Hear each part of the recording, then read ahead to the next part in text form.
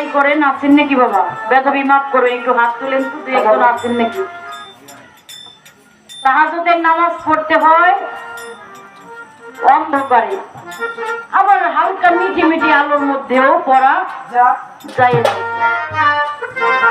যে ব্যক্তি এই তাহাজ্জুদের নামাজ রহমতের সময় আদায় করে, ওই মানুষটা অন্ধকারের মধ্যে সালাত করতে গেলেও একটা ঝলক চলে আসে, একটা আলো চলে আসে, কোন আলো আসে? আল্লাহ প্রদত্ত শক্তি যে ব্যক্তির কাছে এসে গেছে, ওই ব্যক্তি অন্ধকারের মধ্যে যায় নামাজের নিয়ত করলেও তার মধ্যে আলো চলে আসে। তাই পড়ো নামাজ আপন ঘরে তুমি জ্বালাইয়া জ্ঞানের বাতি। যার মধ্যে জ্ঞান নাই সে তো পরিশুদ্ধ না, আর যে ব্যক্তি পরিশুদ্ধ হয় নাই ওই ব্যক্তি নামাজের ধারে কাছেও যাওয়া যাবে না। নাপাক অবস্থায় আপনি একটা সিগারেটই খাইছেন, নামাজের ধারে কাছে যাওয়া যাবে? পাকনা হয়ে যাওয়া যাবে? যাওয়া যাবে নাকি? পবিত্র হয়ে এই দেহের মধ্যে মুর্শিদ নামের প্রদীপ জ্বালিয়া, গুরু নামের আলো জ্বালিয়া, গুরু নামের বর্ষক ধরিয়া তুমি পড়ো নামাজ আপন ঘরে জ্বালাইয়া জ্ঞানের বাতি।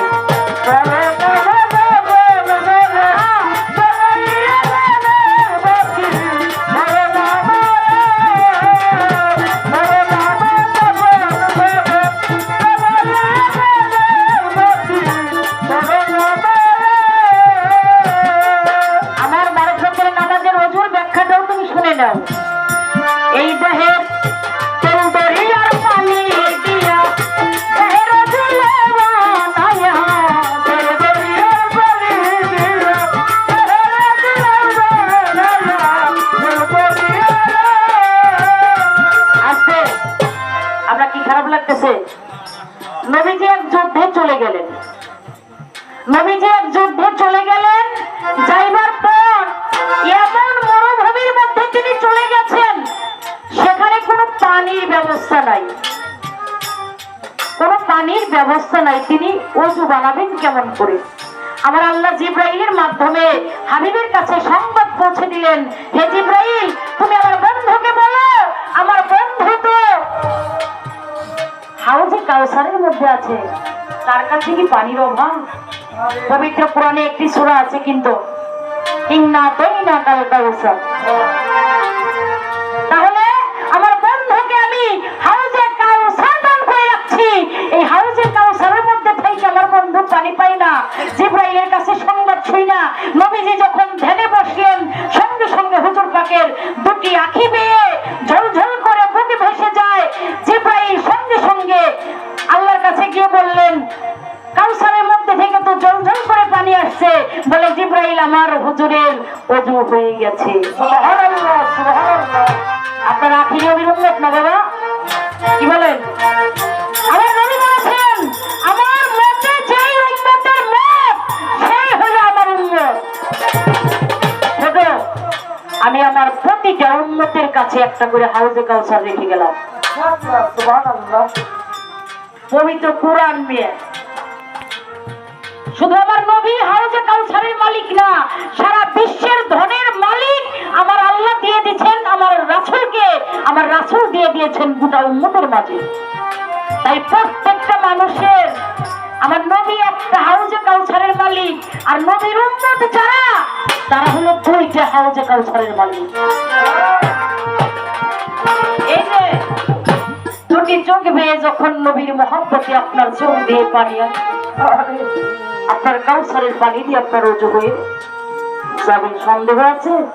এই পানির মধ্যে জীবনে কুকুর নাই না গোসল করে? জীবনে বিড়ালে এই পানি খায়? জীবনে কোনো পোকামাকড় এই পানির মধ্যে পড়ে বাবা? পড়ে না। আরো হাউজে কাউসার আছে রে, কাউসার সরকার, নাম তো তোমার কাউসার। কাউসারের ব্যাখ্যা জেনে নিবে। আজকে তোমার আমি এই প্রশ্নটা করি নাই, তোমার নাম কাউসার হইল কেমন দিবে? যার মা বাবার সাথে সুপিরিতে আছে বাবা, তার হাউজে কাউসারের পানি পাক হয়েছে। যার মা বাবার সাথে প্রেম মহব্বত ভালো হয় নাই রে, ওর হাউজের কাউসার দিয়ে যত পানি বের কইরা এই চোখের যত পানি ছাইরা আল্লাহর কাছে কান্নাকাটি করো, তার নামাজও হবে না।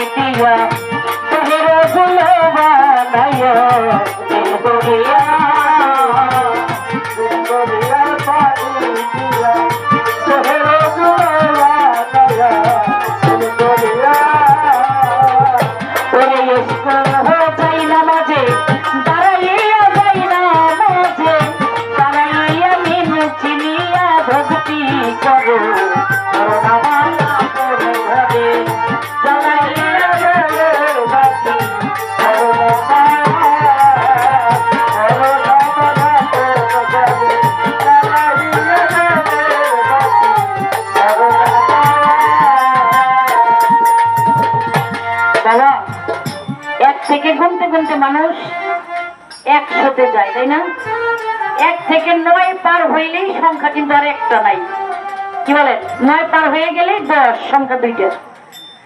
10-এর উপরে 100 গুনতে গেলে সংখ্যা 3টা। 100-এর উপরে 1000 গুনতে গেলে সংখ্যা কয়টা? 4টা।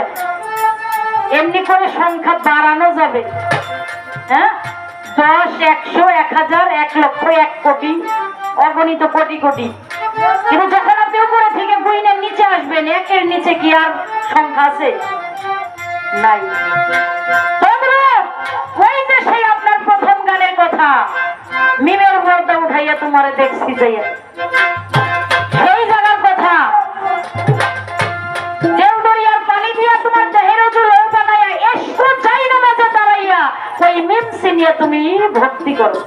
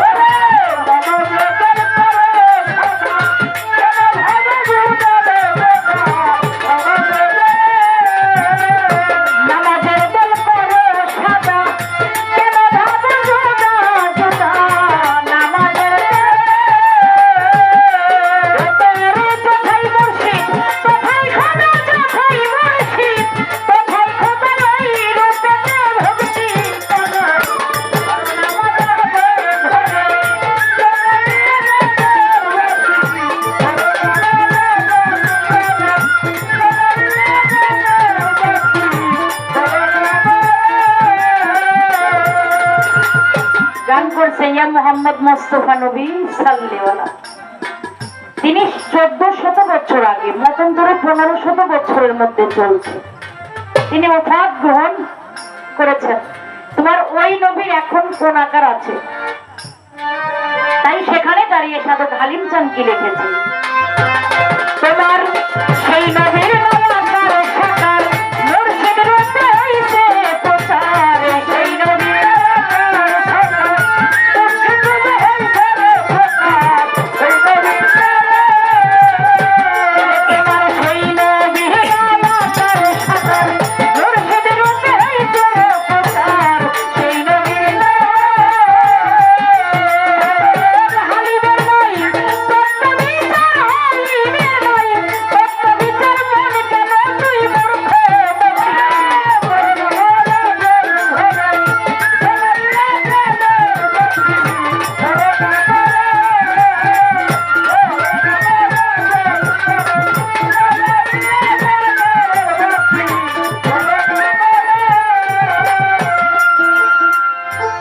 বাবা আপনারা রাগ হয়েছেন